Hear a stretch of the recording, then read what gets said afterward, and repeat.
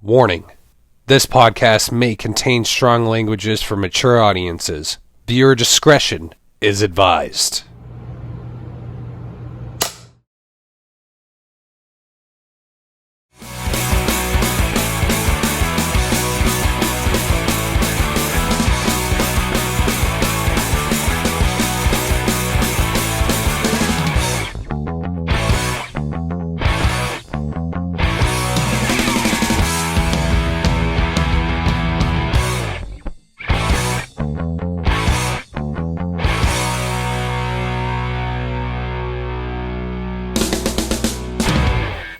Hello everyone, this is the B13 NerdCast of Randomness, and I'm your host, Brandon Belanger, and this is the podcast we talk about everything, and guys, I do have a special guest. This guy I did train with for a little bit at the New England Pro Wrestling Academy in North Andover, Massachusetts. He is now training at the Next Gen Pro Wrestling Center. Did I get that correct? In Manchester, New Hampshire? Yes, you did. Yes, here it is. Monty Aries, man. Yes, sir. How you doing, buddy? Thank you for having me, bro. Yeah, how you doing? Thank you for having me. I was a little weird, but it's okay. Yeah, it's all good. Man. I've been keeping up with your podcast, so it's like I saw that. I appreciate it. You said, I really like what you've been doing, and I've been waiting for this opportunity. Yeah, I know. I remember you were like hitting me up, like, hey, do you plan on wanting to have anybody else on? I was like, yeah, you can come on anytime you want, bro. And I've been seeing what you've been doing. You look like you've been training really hard, so I'm very proud of what you're doing, man. Thank you, bro. I appreciate that. Yeah. But let's get down to some questions. I actually wrote down some questions trying to make it as professional as possible, just because the other people that I usually have on, I just shoot the shit and we just like, hey, let's what up. But I'm trying to be professional. It is wrestling, and I do respect the sport of wrestling. So here we go. First off, how did we first meet? We did meet at the New England Pro Wrestling Academy. Do you remember the first time we met at the school, or was it at a wrestling show? I remember you, right? I remember you from security because I was going to Chaotic as like a fan before I trained, obviously. Yeah. So, but I would always see you like in the ringside. Yeah. So it was always really cool. So then when we started training, I think it was like probably maybe like the third week I was there, because I'm not sure if I remember seeing you like when I started like the first 2 weeks, but when we did, bro, like I think we were running over like some drill where it was just like we were doing a blow up drill, bro. Yeah. I think it was the 10.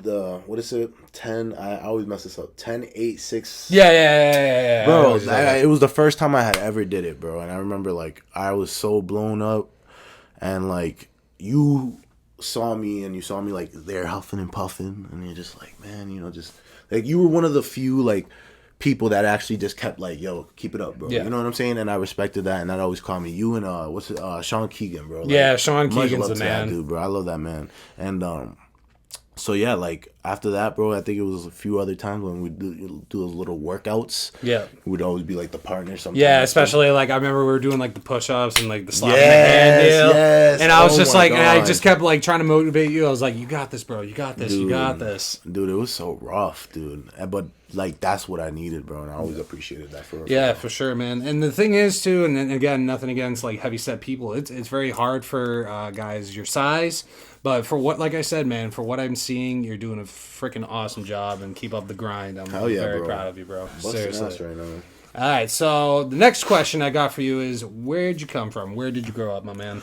So, this goat. No, I'm just playing. I was born in Lawrence, Massachusetts, but I really remember growing up in like Lowell, Massachusetts. Yeah. Most of my memories came from Lowell. I didn't really do too much as a kid, bro. I just went to school. My mom was that, Hispanic mother that that's put the fear of God in you. I always did right, so to make sure that my mom didn't go nuts, and we ended up moving to Florida. Ooh, that's nice. Freshman year, and that was cool. I was out there for about 5 years. What part of Florida? Orlando, nice. Yeah, so then I graduated high school out there. I tried community college, didn't work out. And then I ended up, there was like a hurricane. Yeah. And then, like, I forgot what year it was. It was, like, right after I graduated. It had to be 2016. The hurricane coming to Florida, and my sister, from my father's side, she hits me up out of the nowhere on Instagram, and she's just like, hey, I saw that there's, like, a hurricane. And she's like, you want me to fly you out here? Right. Just for, like, so that you're good? And I was like, bro, I just graduated high school. I was like, yo, F it, bro. You know what I'm saying? Like, let's go for this adventure, bro. I clocked out of Dunkin' Donuts, bro, with just my uniform. Went straight to the freaking airport because it was right down the street, and I hopped on the plane and I was going, bro. I came here. Now the question is, do you prefer Universal or do you prefer Disney? No, you know, I've never been to Disney. Really? No. You've been to Universal, though? Yeah, I've been to Universal. Okay, so that's fine because I was going to say I'm more of a Universal person. Yeah, I like Universal, though. That's a good answer. I've been to downtown Disney. Yeah. I used to go there with my uncle and my aunt. And, like, we just always go out there to eat on the weekends. And, like, it was cool because I ain't never had that lifestyle. You know what I'm saying? So, like, it was really cool to see that stuff because I only saw Lowell. You know what I'm saying? I'd never been anywhere else. I think the furthest I've gone outside of like Massachusetts was New York from time to time with my stepdad because he had like family out there. So we go out there for like New Year's. Nice. Yeah. Well, only time I went to Florida was actually the first WrestleMania I ever went to, which was WrestleMania 33 5 years ago. Bro, I wanted to go to that one. I was there, bro. I was in Florida that year, bro. I was trying to plan to go, man. It just didn't work out. Yeah, I've told this story like a bunch of times. I remember when I got the tickets, it was like the biggest moment of my life. I was like crying. I was like, oh my God, dude. I got a WrestleMania, dude. But yeah, Florida's awesome, man. I hope to go back soon. Very soon. All right, so the next question I got for you is how did you discover pro wrestling? Do you remember the time you watched pro wrestling? Like, what was the first thing you saw?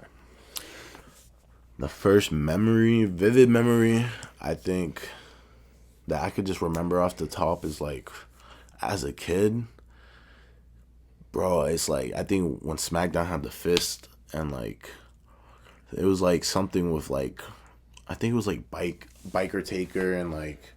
So, 2002 to 2006, 7, yeah. But, bro, like, I've literally only ever known wrestling. Like, I've never gotten into, like basketball or like sports and other stuff. Like all I remember is wrestling, bro. I've had all the toys, I've had all the games. Like I'd be fighting with my brother, you know, like what you do when you're kids and stuff, and it's like that's all I've ever known, bro. I feel you do. So it's just like that. I don't remember there ever being a time where I wasn't in pro wrestling or watching wrestling. Hell yeah. Who would you say the top 3 wrestlers that you idolize that made you want to do it yourself? Oh, man. That's a tough one. Nah. Oh, really? For someone to ask me this question. Oh, okay. All right. Let me hear it. Nah, man. So Jeff Hardy's one of them. Okay. Randy Orton. All right. And also that last one was kind of tough, actually. But, Undertaker for sure. Yeah. Undertaker for sure, hands down. Because Jeff Hardy's the reason why I wanted tats, you know what I'm saying? Yeah. Like, his whole, like, outside the box, he wasn't the regular pro wrestler you'd see. He's a stuntman. He even said that on a podcast. So it's just, like, I love that stuff. It was just everything about, like, what he stood for and, like, even when he would go through like the personal stuff, like the drug issues and stuff, but then he bounced back and look where he's at now. You know what I'm saying? Like he didn't allow it to overtake him in like a negative way where it could have just ruined his life. You know what I'm saying? So like Jeff Hardy for sure. Randy Orton, the biggest is like the way that he works. And the fact that he's still going after like 22 years is crazy. Oh no, 20 years now actually. Yeah, straight up. Like he got the longevity, he works, the way he works, like his character development, like that's what I love so much. Yeah. Like about Randy Orton, and especially like in his like I think it was like legacy time. Yeah. He was just so like sadistic, right? Yeah. And like everything about him being a heel was just so believable and was just so like holy crap, you know. And then I saw something on Twitter like a couple weeks ago where it was like for that WWE Evil show that they're having on Peacock.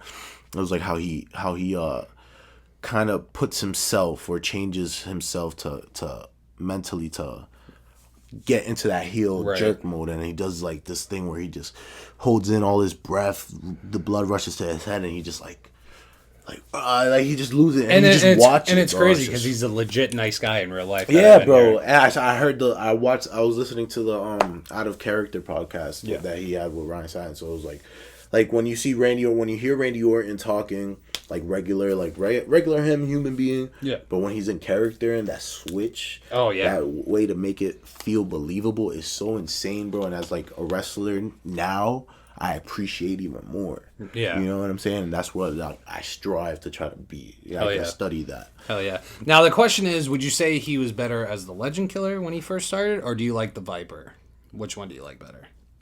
There's never been that question before. No one's ever asked that. So you like his early days, or do you like the time that he's having, like midway or now? I think the Viper is what solidified him, like was his final form. Oh yeah. You know what I'm saying? The Legend Killer was just that prequel. You know what I'm saying? What he did as the Legend Killer was great because no one was doing it, and it was the best way to like establish him as the guy. You know? But the Viper, like what he's been able to accomplish when he was going through that was just way more different. The way he worked in the ring was more like he was moving like a snake in the ring. Yeah. You know what I'm saying? And it was just like, it's insane, bro. His work is insane, bro. It's crazy that like you look up to all these guys and you're like, holy shit, I'm actually trying to do this out myself. Now I know what it's like. It's crazy. It's so mind blowing, bro. It's so mind blowing. Like the stuff that I've been trying to, like, I've only been training in a sense for like 8 months. Yeah. You know, and there's so much things happening, bro, and like everything happens so quick, bro, and I just like I can't believe it. It's all happening at one after another. You know, like it's mind blowing. And it's mind boggling sometimes to remember everything in wrestling too. Oh my god! I know there's so many components. Bro. There's so many. There's many. All right, so the next question I got for you is, when did you realize you wanted to try pro wrestling yourself? You know, that was always that dream. Like, you know, when you were a kid, they would always ask you, like, oh, what's your dream job? Yeah.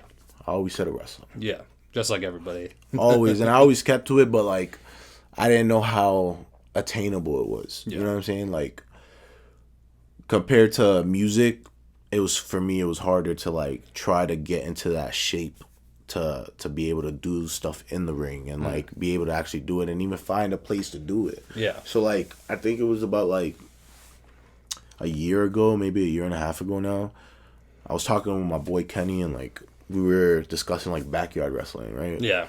So came up with this whole little mini promotion, try to get people involved, you know, we're trying to like do like YouTube and all that stuff.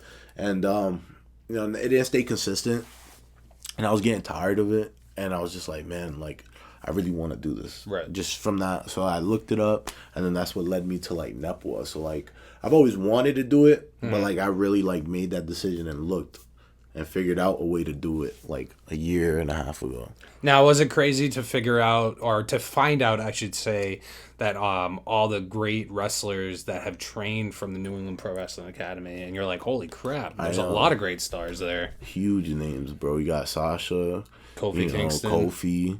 And then I know Tommaso was there. Yeah. Ivar was there. I know T-Bar was there. Yeah. You know, when it was Killer Kowalski, Triple H, you know what I'm saying? Like, that's still the same lineage. So it's like, you're coming from where a lot A-Train. Yo, bro, mad people, bro. Like, the track record pretty much speaks for itself. Yeah. So, you know, that was, like, another thing going into that. Like, I had to mentally prepare myself. Like, all right, you know, like, I didn't want to be looked at like the fan. Yeah.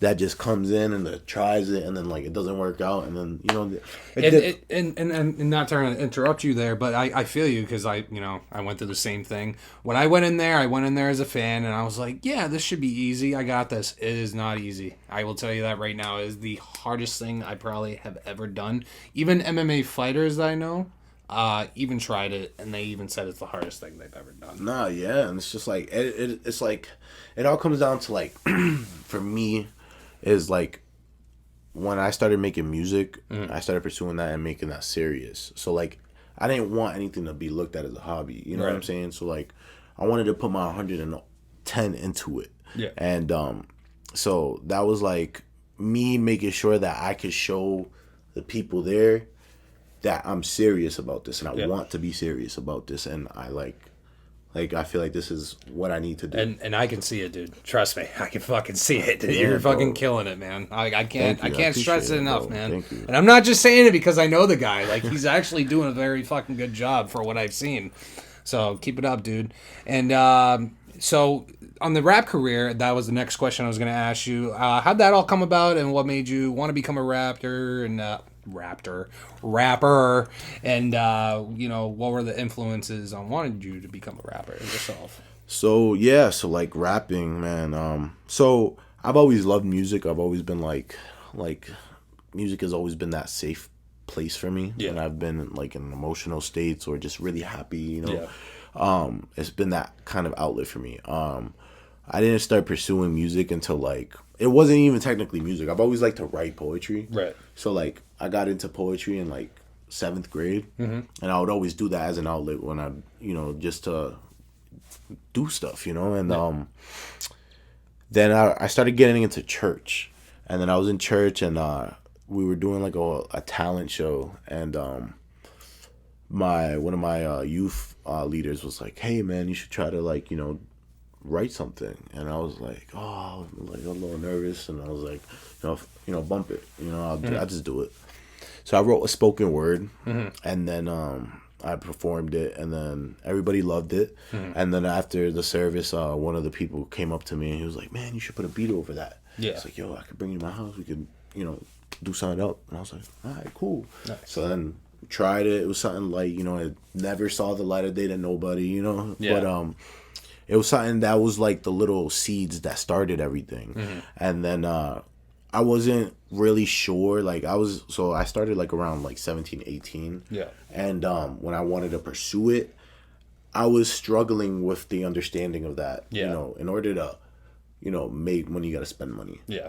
So it's like you got to invest in yourself. Right. So at that time, I didn't know that. And I was struggling with that concept. So then like, I was trying to get free studio time, and then when I did, it was like some shitty ass freaking, place, and and it was just like it just didn't sound good. And then when I came over here, I was linking up with certain people from my past, and they linked me up with certain guys, and I was able to start getting stuff professionally done. And I figured out how to distribute it onto like Spotify and all that stuff. And then I was like, all right, cool. Now I'm getting the flow of things.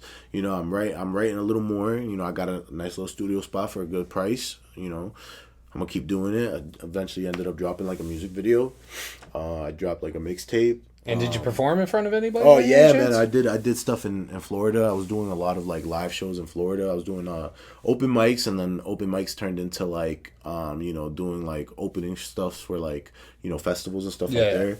And then even when I came out here, I started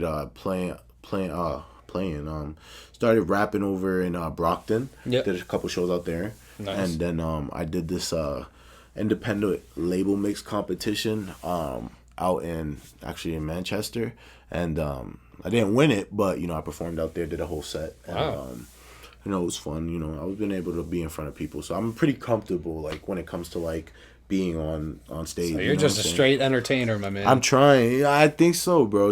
And like I just love it, bro. I just love to be able to like be able to impact people in a good way. You know what I'm saying? Like I want people to know that like whether or not like in my music that you're not alone in certain situations. There's always an alternative way to look about things, and just to try to stay positive and just keep pushing, and like some songs you hear that, some songs I'm trying to just have a good song, and it's just I figured out like I had this song called Fall, and certain people reach out to me every now and then. They're like, "Yo, man, I love that song, bro. Like, that's awesome, dude. Like, I appreciate this song. Like, yo, don't drop it. Don't like delete this song. Don't do this." Like, I was like, all right, like if there's people that are vibing with it and connecting to it, then I'm doing my job. You know what I'm saying? That's the best thing. I'd rather have that with a couple people than have like billions of you know what I'm saying? Like, I'm the same way with the podcast. Like I was on a guy named Dan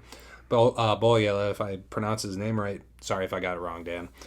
So he has like his own like little talk show called Let Freedom Ring, and I was on there recently, and he asked me like, how far do you want this podcast to go? And I was like, I'm just doing it for fun, doing it as a hobby, of course, and I'm not trying to make money off it. I just want to talk about me, have real people on, talk about them, and just talk about everything and anything. That's what the podcast is all about. Okay. And if I get like 1 view, 2 views, 500 views, or even 1,000, that's great. But at least I'm doing something with it. So that's awesome, man. That's really cool to hear. Very inspirational. Now the question I got for you is, so you did originally train at the New England Pro Wrestling Academy, which I know of. Now you perform or train at the Next Gen Pro Wrestling Center. Why the change, if you don't mind me asking? So this is where things get a little personal, but that's okay because that's important. It's important to know stuff, and I was training at Nepwa, and everything was going good. And then, like, you know, I ended up losing my job. I started getting into some stuff with, you know, personal things. So I had to step away for a while. I was struggling to get a job. And so I was just, like, in a little funk. You know, things got real dark for me, you know, and, like, you know, there was times where, you know, I was really contemplating things. And, you know, I was in a bad spot, but then my friend Ashton, who was making a video game called The Wrestling Code, Virtual Basement. Nice. He reached out to me around, like, I think it was like New Year's or something like that, and he was just, you know, just regular, like, yo, you know, Happy New Year's, hope everything's good. And then he told me about Next Gen. He's like, hey man, you know, the biggest thing was I couldn't afford Nepwa, and I'm the type where they're not like all about the money, you know. It's like, you know, if you sit there and talk to them, you know, they can figure something out. They would still want you to come, especially if you're, you know, you're good and you keep going and going. And you know, I just didn't want to be that person, you know, like that's me thing. Like I'm pretty sure, like there was a few times where Chase did tell me like come to class, and I didn't, because I in my mind I owed you guys money, even though you guys aren't looking at it that way. I owed money, and like to me that's not right. You know what I'm saying? There's a principle, and you know, but that's just me, you know, being stupid. And then like so I went to go check out Manchester, and the vibe, the energy out there, man, is just so dope, and it's a newer school. Yeah. So it's like really just getting like foundation, you know, and I think that's so cool. And I felt like I had learned enough from Nepwa to kind of like learn from there and add to my repertoire, and it's just been good ever since, you know. Like I like to be able to push everybody.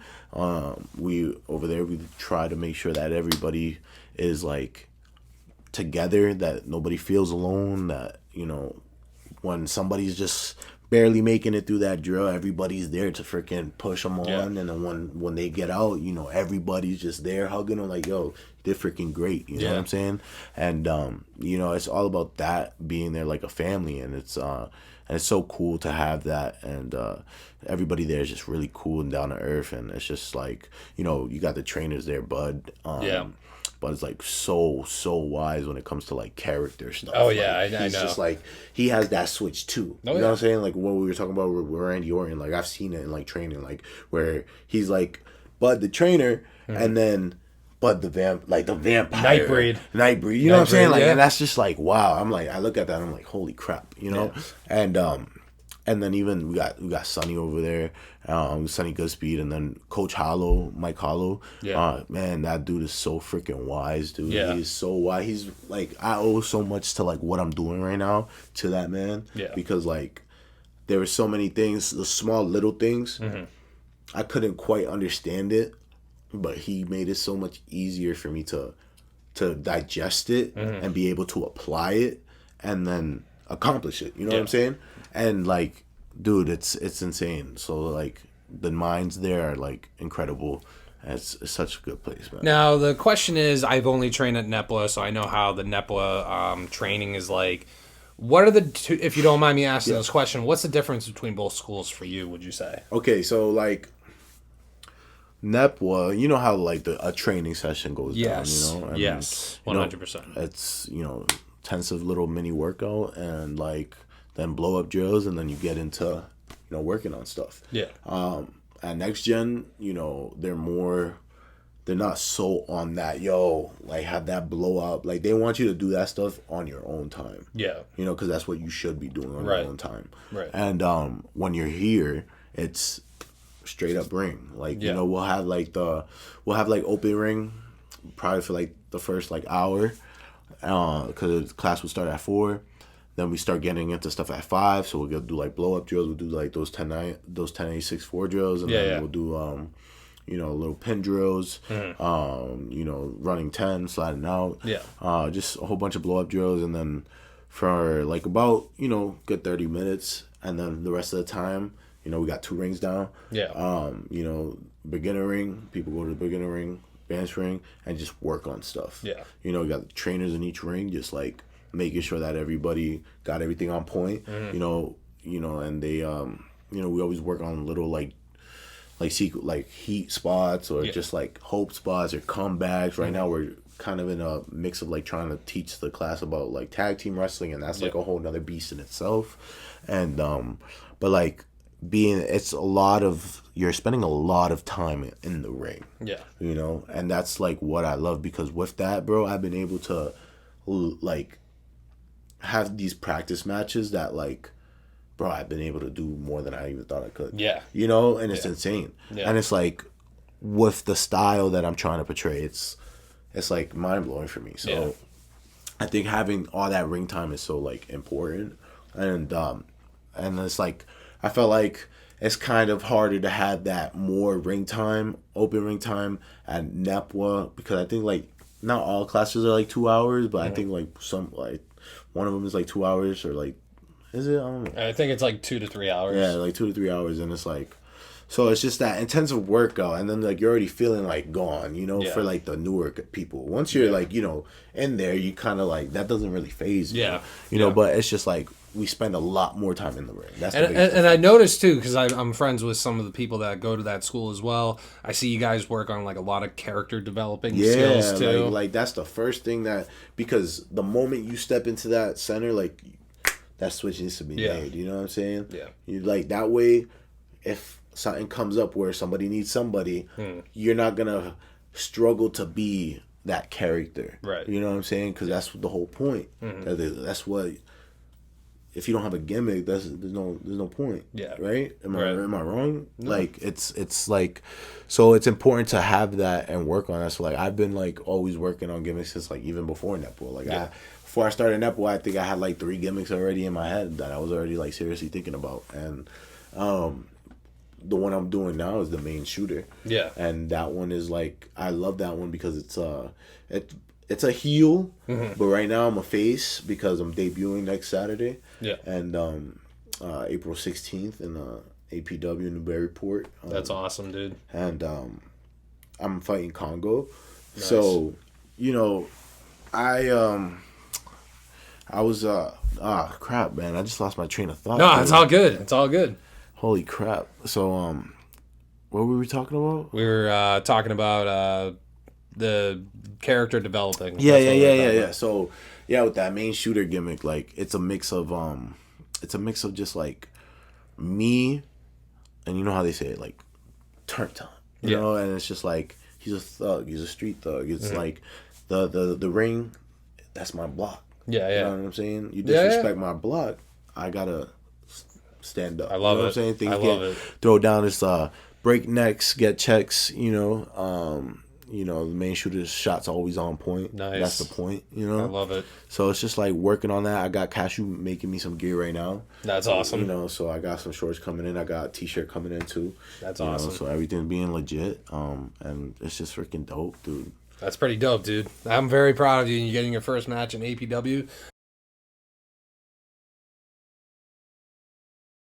All right, so the video game project. I noticed that you have done a video game project in someone's backyard, and pretty much they make you as a wrestler for the video game. And I know you got to work with former WWE superstar Nunzio with that experience. So talk about how you got into that. How did that all come about? So yeah, man, the guys over in Virtual Basement, Ashton, man, he's such a great dude, man. So it was Summer Chaos. I was working a ring crew, and it was funny. I was looking for my man, and I saw Ashton with Tony Cini, and I don't know if you know who Tony Cini is. He's from GTS on Grimm's YouTube. Yeah. And I saw him, but I didn't realize it was Tony. I just saw the wrestling code shirts, right? And I was like, I knew about the game. Yeah. So I was like, yo, you guys know about the wrestling code? Because they were asking where the seating was for Summer Chaos. And I was like, yeah, it's right down the hall. I asked them about their shirts, and they're like, yo, I actually make the game. Yeah. Like, holy crap. like what? And I was like, yeah, man, it's right down there. I'm working ring crew tonight. Right. I can help you over there. Yeah. And he's like, oh, man, you're working ring crew? He's like, yo, I just bought this mocap ring, and I need guys to, put it together. Right. And he was like, I know it's last minute, because it was like Summer Chaos was Friday. He was like, I know it's last minute, but you know, it's coming in Monday morning. Right. I was like, shit, hell yeah, dude. Yeah. Hell yeah. Yeah. Like, you ain't even gotta ask me. I'll throw you some money. I was like, bro, I'll do it for free, dude. Yeah. Like, you ain't what? And I got my boy Ryan to come, and he had this other wrestler from Jersey, Zach Ruby, man, another great dude, bro. Indie wrestler out there in Jersey, bro. It was like, man, Jersey scene is so dope, bro. Yeah. And we got it together, and you know, after that, bro, you know, he hit me up not too long. We just stayed in touch. Yeah. And you know, he ended up hitting me up about the Jersey trip not too long ago. Yeah. And needed a driver, so we went and got to work with Nunzio, and that was really dope. Like, I watched this dude, and I'm in a ring with him, freaking recording him do some stuff. He's hitting me, you know. And I saw that. Stuff. I was like, man, he's kicking your ass. No, yo, he stiffed me in one of the boots. But it was okay. I told him, I was like, yo, don't be scared of hitting me, bro. Like, I ain't gonna be mad at you. And while we're in the middle of like doing mocap, he like comes over to me. He's like, yo, here's a 20. He's like, yo, go buy some beers. Go buy some beers. Oh my god, I got to go in the ring with Nunzio and I got a $20 bill. That's awesome. And so it was freaking dope, man. I got to pick his brain too, you know. So it was like, just asked him like about character stuff, like stuff to improve my ring. Because I went there obviously helping the boys, but like I also went there as a student trying to learn, but not be like, you know, like a fanboy and like right. But like be as professional as possible. Yeah. Because these are like men that've been in the business, still doing stuff now, you know. Yeah. And it was like, so he gave me some good advice, and then we worked with Crowbar from WCW, and he was cool too. Like, man, they're just like such great minds. Yeah. You know, like, and one of the things that Nunzio told me is like, the stuff that you don't plan, that you just feel, ends up being the best stuff. Yeah. You know, because they were talking about like when Undertaker went for the last ride on him, and when he was up there, he like crossed his he did the cross. Yeah, you know what I'm yeah. saying? Like, oh my god, and that they thought it was gold back there. Yeah. Like, yo, that was amazing. Like he said, like I forgot who it was, but he said somebody was back there that said freaking, you know, it was great. And that was one of the things that I took from him. I was like, all right. And then like little stuff like when he moves in the ring, you know, like when he's circling his opponent, he's doing like all these little hand gestures and stuff like that. And it's just like it sets him apart. Yeah. Like it identifies himself in that ring, you right. know, because as soon as he's out, he's not the same person. Yeah. You know, and it's freaking insane to see that switch. Yeah. And then we ended up working with I know I'm gonna mess up his ring name, you know, but I think it's LFG. But I know him by Giovanni. He worked a couple of AEW darks. And he's like making a name for himself out there in Jersey too. Another great dude. Like, you know, like when I first met him, did the same thing with everybody. Like I just picked their brains, asked them the same questions just to see what was gonna be the answers, you know. Yeah. And you know, he gave me good advice, and he went out of his way to make sure that I got his contact info.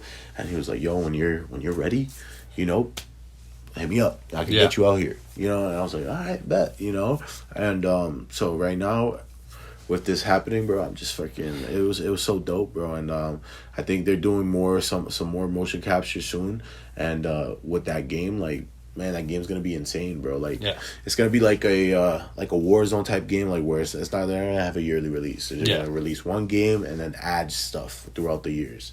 And the roster, oh, dude, I can't say nothing about the roster. I know you can't. But dude, the roster, day one roster is fire. Okay, and the dudes that are signed on to the game that aren't even announced is fucking mind-blowing. Oh, I bet. Okay, and obviously the graphics are even more insane. Of course.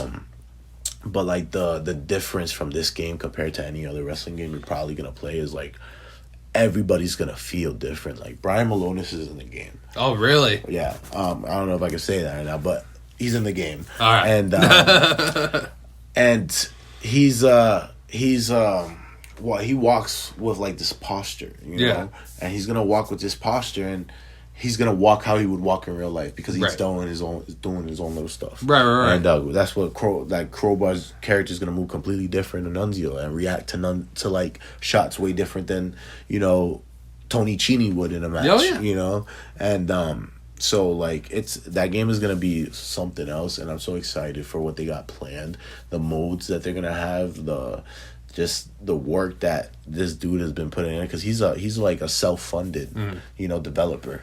Like, he done got this whole ass corporation to help him. Like, he's doing all this stuff out of his own pocket, having DDP, too. Like, I know there's a trip coming to Nightmare Factory soon. So, like, that's going to be cool. And, you're just having a fucking blast with everything, it looks like, I'm just trying to, bro. And it's just like, I'm just trying to absorb everything and just appreciate everything and live in the now right now, because none of this stuff would be possible. I never thought it would be possible so quick, know? And I just think it's so dope. Like, Ashton, he sent like one of my songs to Leo Rush. Yeah. That was dope. You know? Spoke to Nunzio about Enzo about me, and that was cool too, So it's just to have these networks and just like networking connections and trying to get a little knowledge from some of these. Trying to get into the business, I'm really serious about it. I'm trying to show everybody that I'm really serious about it. And I can see it. And I can see it when you're in that ring, man. I can tell you're thriving for it. So, like I've been saying throughout the rest of this podcast, keep up the good work. I'll say it again. Keep up the good fucking work, okay? In case you guys didn't hear that. So, a couple more questions. Okay, so the question I gotta ask you, and I saw it, and I was like, did this motherfucker get a fucking, win a championship belt? Because I saw you with a belt, and I was like, okay, I gotta ask him about this. I was like, this son of a bitch.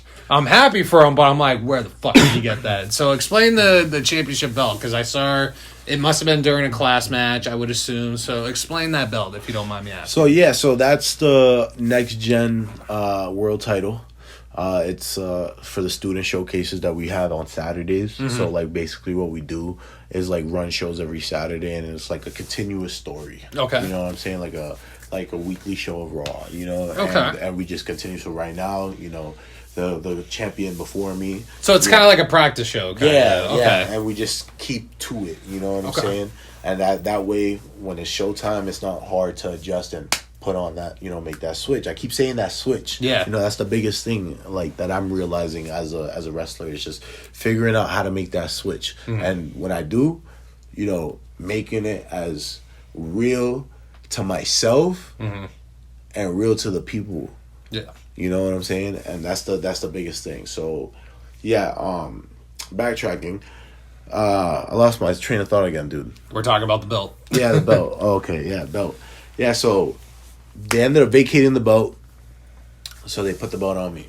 Mm-hmm. Had a little practice match with this he goes by Spike Chambers, and it was a good little match, and I retained my belt, and then the following. So right now I'm just the guy. Yeah. And must be a good feeling though. No, it is, but like I'm very humbled for it, because like there's so many other people that were there before me that like are like probably like 10 times better than me. Yeah. I probably need to not have that belt, but like there's certain stuff that I try to bring. I try to bring that energy all the time and that aggression, and I just feel humbled and honored, like, just for them to put it on me, even though it's not like a real thing, but it's still real to me, because it's being me able to like set a standard for everybody else. Like, we're a family, but we also are competitive with each other. Oh yeah, well. Everybody, it's like that. And I heard that from Johnny Vegas, and again, sorry to interrupt. I heard that from Johnny Vegas since day one. Like, just.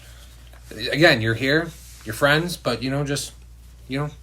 keep make it a competition, especially chain wrestling, which is my favorite thing to do. That's the one thing I will strongly admit I miss about professional wrestling, about training, is the chain wrestling. I would chain wrestle all day if I could. Yeah, I'm getting better at it too. I've seen you. Your pinning combination has been getting pretty sick, dude. And so like, dude, like it's such a good like feeling, because I'm representing our class. Yeah. That's how I look at it. So I take that with responsibility. So that means if I'm the student champion, at every training, I should be there pushing everybody. Yeah. You know what I'm saying? Helping anybody that needs help. Yeah. And that's what I do. That's awesome. And I think it's so important. So it's like, it's so cool to have that right now. So, we have class tomorrow, and, and I'm going to see what happens. Yeah.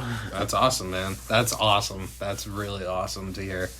Now, the final question I got for you is, what are the goals you hope to to accomplish in professional wrestling, and what does the future hold for you? So, what does the future hold as of right now? Just training, don't stop.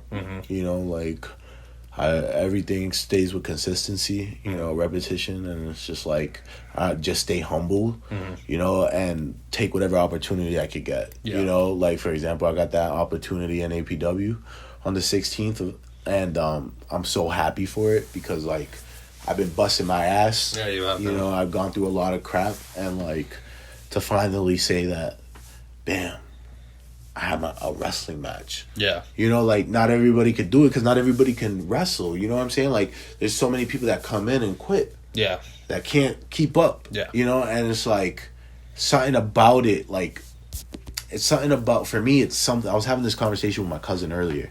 It's something about me that, like, when I achieve something, I'm not content. Never content. Yeah. I always want more.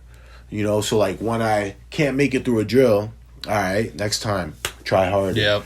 Yep. Make it through that drill now. Yep. Now I can make it through that drill, no problem. You know what I'm saying? Right. And when I feel that, I'm like, all right, I feel so great because now I know I can continue. And then I know I can do stuff. And there are times you have good classes and you have bad classes. The bad classes, you're like, damn, I'm disappointed in myself, but hey, another class is another class. Exactly. Kind of like you fight another day, and then the next class you do great and you're like, oh, that was a great class. Yeah, man. Because at the end of the day, man, dwelling on your mistakes or whatever is not going to get you better. You need to fail in order to succeed. 100% agree with you on that one. And that's the biggest thing. So, like, when I have a bad class or I have a bad day, or I'm going in a class and I'm not mentally there, I try to just put that at the door. My one of my trainers, Scott Reed, he said, learn to leave that at the door because this is a whole different world. This is our world. You know what I'm saying? This is about you. And for me, not only obviously wrestling has helped me, but like mentally wrestling's helped me. Yeah. As a person, making me feel good, getting me in shape. Yeah. Making me see things that I was blind to or naive to see, and I owe a lot. All I got right now, in all honesty, bro, is pro wrestling, and I'm gonna make the most out of it because people in Nepal said the same thing, and Next Gen they say the same thing. Like they see something in me, and if so many people are telling me that, you don't take that and be cocky with it. You take that and you look at that as a sign. That's what I did. I looked at it as a sign that, all right, this is the path I need to take. Yeah. So now it's time to grind. Yeah. Because I've never had anything handed to me, bro. Yeah. You know what I'm saying? So I just know I got to work and bust my ass harder, and I'm going to do that. I'm going to do it for my daughter. I'm going to do it for myself. I'm going to do it for my uncle. My uncle passed away a few years ago, and that's another big reason why I joined, I wanted to do this, because I know he would be so happy. Yeah. And, I hope that, I know he would want to see it. And I just keep him in my spirits all the time for that. So he's a big reason why I keep pushing as well, because I know he would tell me not to give up. That's awesome. Man. So, it's my goal right now was set to debut. I'm debuting. Now after that is just to keep pushing and hope for the next opportunity. And after that opportunity, once I could get those regular bookings, I want to obviously win a championship. Yeah. And then, but definitely want to have a tour. Yeah. I definitely want to tour like the UK or Japan or something. Like get a little mini indie tour going or something. And I'm gonna, obviously that's not gonna happen within my first year, but like in the near future. Yeah, that's what I'm busting towards. You know, and it's very important to me. Yes, babe. I'm right here. Hi. We're almost done. Hi. Love you too. Sorry about that. But no, that's awesome to hear, man. And I'm again very proud of you. Just keep going, keep doing what you're doing, and hopefully I'll see that wrestling match, man. Just let me know when it is. Actually, when is it? If you don't mind me asking, talk about it. Where's it gonna be? Where's it gonna take place? I ain't even gonna lie. I said it about 3 different times. April 16th. Newburyport, Massachusetts, APW Spring Loaded. Dirty Dango is in the main event. And the main shooter, Monty Aries, takes on the beast from the jungle, Congo. That's where it's all gonna go down, brother. All right. APW. Be there, be square. But by the time this drops, it'll already be done. But be at the next event in May. Yeah. Hey, that's the best way. Follow APW Atlantic Pro Wrestling on Instagram, all social platforms. Next Gen Pro Wrestling Center as well. Give me a follow. That'd be dope. On Instagram or the Twitter, and Twitter's like I think it's Aries _Monty, and then on Instagram is Monty Aries Raps, and then don't worry about the Facebook.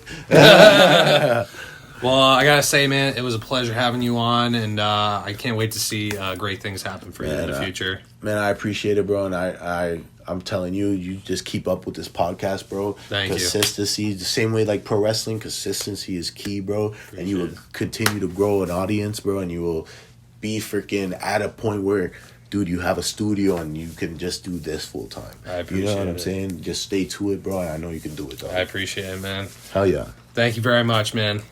It was great, bro. Hey guys, thank you for watching the podcast, the B13 NerdCast of Randomness. This was a very fun episode. Got to talk to a trained professional wrestling student, soon to be pro wrestler, and it's crazy of how much he's gotten better since I started training with him. He's doing very good, and I'm very proud of him, and I'm glad he came on the show to talk about his stories of the wrestling business a little bit and talk about his life. Very cool cat. Hope to see him again soon. Definitely check him out, Monty Aries, and check him out on APW whenever he does have a show. And make sure to check out the wrestling schools, guys. You gotta go to the school that we both trained at, which was the New England Pro Wrestling Academy, one of the top 5 schools in the country, I still believe to this day. And also check out the school that they just opened up in Manchester about a year ago, which is the one that Monty works at, or trains at, I should say, and that is the Next Gen Pro Wrestling Center. It's a very good school for what I've been hearing. And also, guys, what are you waiting for? Subscribe to my Facebook page. Check me out on social media. You can check me out on Facebook page. Make sure to put a follow. It is the B13 NerdCast of Randomness.